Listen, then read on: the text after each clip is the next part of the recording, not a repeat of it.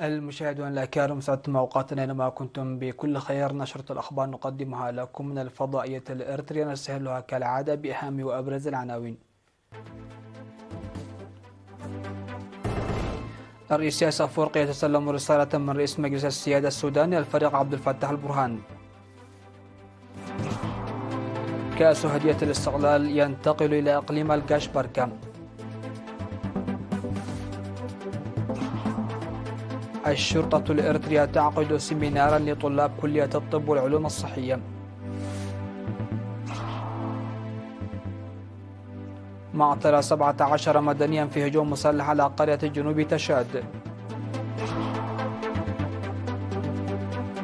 الإفراج عن رئيس الوزراء السابق عمران خان بكفالة بعد إلغاء توقيفه. تجديد الاشتباكات بين أذربيجان وأرمينيا، وواشنطن تدعو إلى حل سلمي. أهلا بكم إلى تفاصيل النشرة. التقى مبعوث رئيس مجلس السيادة الانتقالي السوداني الفريق أول ركن عبد الفتاح البرهان السفير دفع الحاج بالرئيس سياس أفورقي في أسمرة، وبحث تطورات الأوضاع في السودان، وسلم رسالة من الفريق عبد الفتاح البرهان إلى فخامة الرئيس سياس أفورقي. التفاصيل في سياق التقرير التالي للزميل أمير عثمان. استقبل الرئيس سياس أفورقي ظهر الجمعة مبعوث رئيس مجلس السيادة السوداني الفريق أول ركن عبد الفتاح البرهان السفير دفع الحج، وتسلم رسالة من الفريق البرهان. وقدم السفير دفع الله في اللقاء الذي جرى بقاعة دندن توضيحا للرئيس سياس أفورقي بشأن تطورات الأوضاع في السودان. وبحث اللقاء فرص ودور دول الجوار ومنظمة الإيجاد لخروج السودان من الأزمة لبر الأمان. وقال الرئيس سياس أفورقي أن مشكلة السودان يجب حلها فقط بالسودانيين دون تدخلات خارجية، ويجب أن يكون دور منظمة الإيجاد أيضا مساعدا ومسهلا فقط، موضحا بأن تدخلات الدول الأخرى تعقد المشكلة ولا تأتي بالحل الدائم. وشدد على وقف الإطلاق النار أولا. وأكد الرئيس سياس أفورقي بأن ما بثته بعد وسائل الإعلام بأن إريتريا بالتعاون مع دولة الإمارات العربية المتحدة ستقدم الميلاد لقوات الدعم السريع ما هي إلا دعاية تشويهية. وأوضح السفير دفع الله الحج لوكالة الرينا أكد بلا حدود على قناعته بأن القوات المسلحة السودانية هي المؤسسة الشرعية الوحيدة المسؤولة من أمن واستقرار السودان.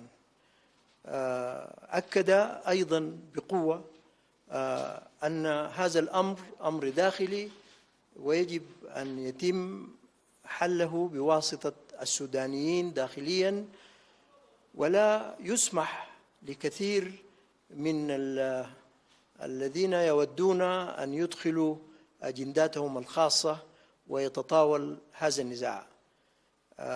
طمأن الشعب السوداني والحكومة وسيادة الرئيس عبد الفتاح البرهان بأن السودان لن يؤتى من إريتريا، وإنما إريتريا ستكون صمام أمان. حضر اللقاء وزير الشؤون الخارجية السيد عثمان صالح وسفير إريتريا في السودان السيد عيسى أحمد عيسى. وغادر مبعوث رئيس مجلس السيادة السوداني السفير دفع الله الحج إريتريا بعد زيارته استغرقت يوما واحدا. شكرا للزميل أمير عثمان. انتقل كأس هدية الاستقلال الذي انطلق من نقفة في 24 من أبريل إلى إقليم القشبركة من الإقليم الجنوبي في مراسم جرت في 12 من مايو في بلدة ملقي. وتوجه كأس هدية الاستقلال إلى ملقي رفقة حاكم الإقليم الجنوبي السيد أبتسفاسيون وقادة الجيش والشعب، واستقبلها كبار المسؤولين والشعب يتقدمهم حاكم إقليم القشبركة سعادة السفير محمود علي حروي. واستقبل كأس هدية الاستقلال بحرارة كبيرة في ملقي التي شهدت في 2 من شهر أكتوبر عام 1984 قصفا جويا للنظام الاستعماري أودى بحياة 42 مدنيا مسالما أثناء السوق الأسبوعي، واستشهاد معلمي مدرسة الثورة بهجوم غادر في شهر يناير 1984 خلال حملة محو الأمية وسقوط طائرة مروحية بقوات الدفاع الإريترية أثناء الحملة الثالثة لغزو ويانه.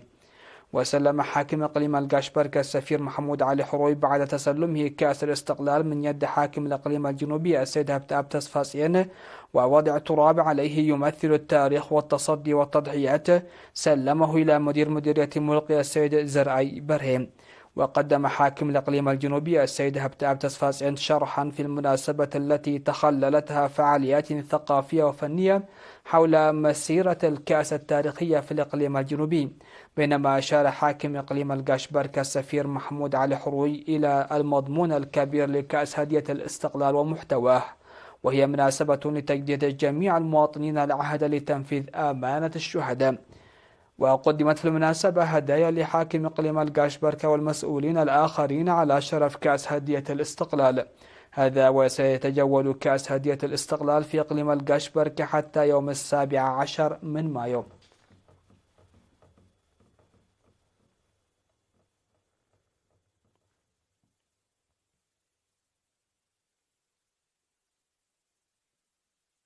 عقد قائد شرطة العقيد محري تسقاي سيمينارا لطلاب كلية الطب والعلوم الصحية بمناسبة المهرجان العاشر لمؤسسة التعليم العالي حول الوعي القانوني لطلاب الكلية ودوره في المجتمع. وقال العقيد محري تسقاي إن معرفة القانون أساسي لمواجهة الجرائم الداخلية والمنتقلة عبر الحدود والمؤامرات الخارجية الخطيرة على الشعب والوطن بوعي عالي. وأوضح بأن القانون يضمن الوئام والتعايش بين المجتمع ويزيل التمييز ويعمل لتهدئة الصراعات بين الأفراد وقطاعات المجتمع، ويخدم لإحلال العدالة وإرساء السلام والاستقرار والمساواة. وذكر وجود مختلف أنواع القوانين، وقدم شرحا موسعا حول القانون الجنائي والمدني. وأوضح بالرغم من عدم وجود أنواع فساد مستفحل في البلاد، فإن الفساد الذي يظهر في بعض الأحيان يمكنه إحداث الأضرار الاقتصادية والاجتماعية ما لم يتم مكافحته بوعي، داعيا الطلاب للاهتمام بالتعليم والدفع بجهود الأبحاث العلمية. ودعا قائد شرطة إرتيا العقيد محري تسقاي الطلاب للمساهمة الواعية لمكافحة الجريمة وكشف الجنات.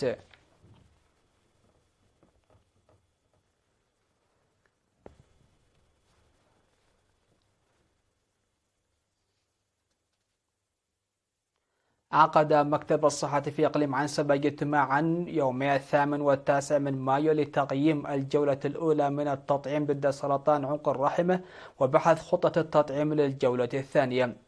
وفاد الاجتماع تطعيم 29,794 فتاة في الجولة الأولى من التطعيم ضد سرطان عنق الرحم.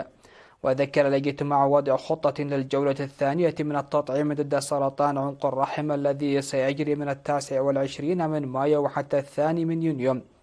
وقال المدير العام لقسم الخدمات الاجتماعية في إقليم عنسبة العقيد تصفاسين قرماي إن تعاون كافة الشركاء ضروري لإنجاح حملة التطعيم ضد سرطان عنق الرحم، داعيا الشعب لتطعيم بناته. ودعا مسؤول برنامج التطعيم الوطني في وزارة الصحة السيد تيدروس يحدوغو ومنسق حملة التطعيم في إقليم عنسبة السيد سامئيل تسفالعول دعوا الجهات الشريكة لتعزيز دورها بهدف إنجاح حملة التطعيم. وأوضح حاكم إقليم عنسبة سعادة السفير عبد الله موسى أهمية تعزيز التنسيق بين وزارة الصحة والشركاء والتوعية المكثفة في أوساط الشعب لإنجاح حملة التطعيم.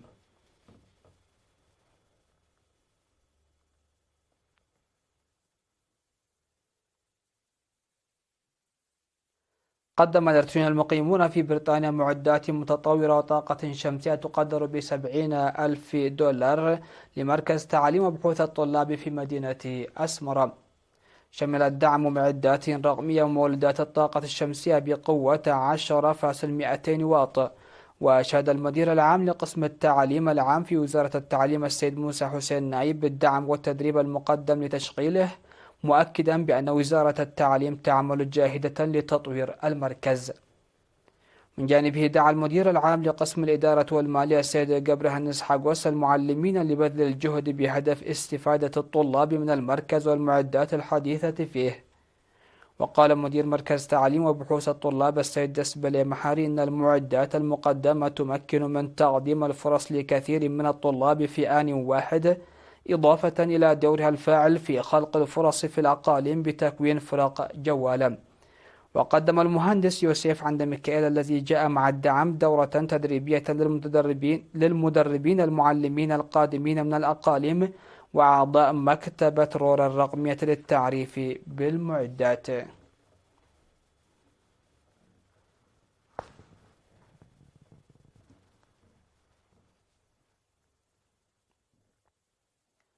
فاصل قصير من ثم نعود لمتابعة الأنباء على الصعيد العالمي.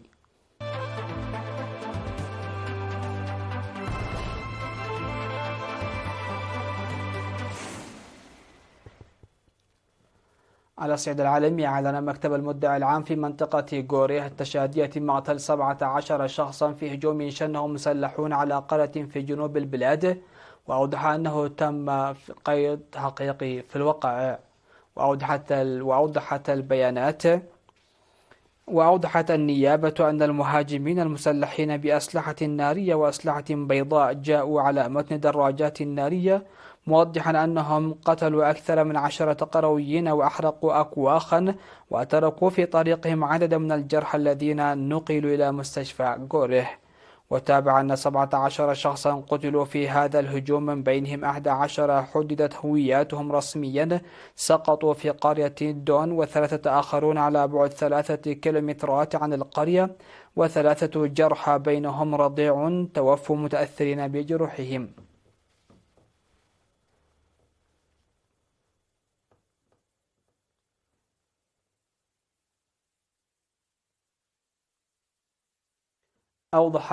أفرجت الحكومة العليا في إسلام أباد عن رئيس الوزراء السابق عمران خان بكفالة لمدة أسبوعين في قضية فساد وغسيل أموال تعرف باسم قضية القادر. وجاءت موافقة المحكمة غداة إعلام محكمة في العاصمة الباكستانية أن توقيفه في وقت سابق هذا الأسبوع غير قانوني، وهو التوقيف الذي أثار احتجاجات عنيفة في أنحاء البلاد. وجاء منح المحكمة خان الكفالة بعد 3 أيام من التداول اشتملت على أخذ ورد بين 2 من المحاكم الباكستانية واحتجاز وإفراج مشروع عن عمران خان. ووصل عمران خان في وقت سابق إلى المحكمة لحضور جلسة تبحث وطلب إطلاق سراحه بكفالة وسط إجراءات أمنية مشددة، بينما اشتبك أنصاره مع قوات الأمن في مناطق أخرى بالمدينة. وأظهرت لقطات تلفزيونية قوات شبه عسكرية وقوات الشرطة خارج المحكمة لدى وصول موكب يقول خان، وقد ضم أكثر من 10 سيارات.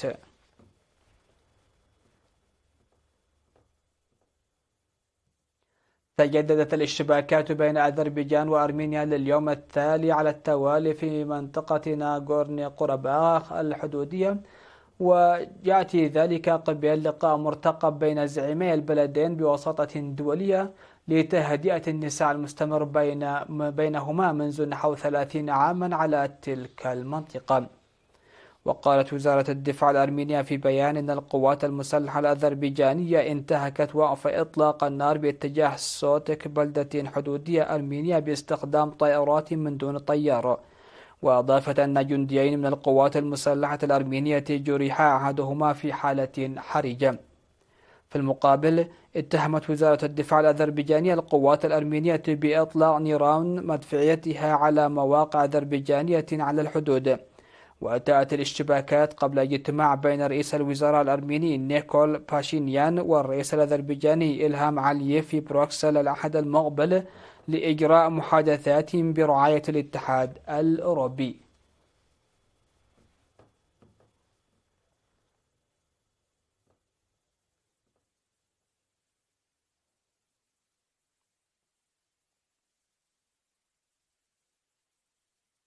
الخبر الأخير في هذه النشرة: تشير الدراسات الأخيرة إلى ارتفاع ملحوظ في درجات حرارة سطح البحر، مما يثير قلق العلماء حيال مستقبل كوكبنا، وهو ما يتطلب مزيدا من الدراسة والبحث لمعرفة السبب والحد من تداعياته. وفقا للبيانات التي تم تحليلها في معهد تغير المناخ في جامعة مين، تخطت درجات حرارة سطح البحر المسجلة يوميا في أبريل الماضي الأرقام القياسية لأعلى ارتفاع لها منذ عام 1982، مما يستدعي قلق العلماء حيال هذه الزيادة الملحوظة. ويعد هذا جزءا من خطر أكبر يدعو إلى القلق، إذ توصلت دراسة نشرت الشهر الماضي إلى أن كوكبنا استوعب كمية من الحرارة خلال 15 عاما الماضية تماثل تقريبا ما تحمله خلال 45 عاما السابقة، مما يؤشر إلى أننا على موعد مع ارتفاعات كبيرة في درجات الحرارة العالمية.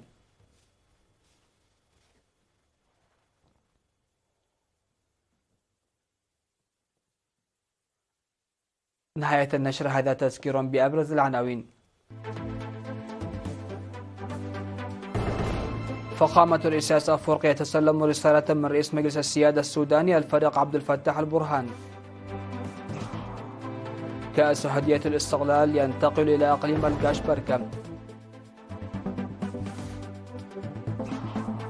الشرطة الإريترية تعقد سيمينارا لطلاب كلية الطب والعلوم الصحية.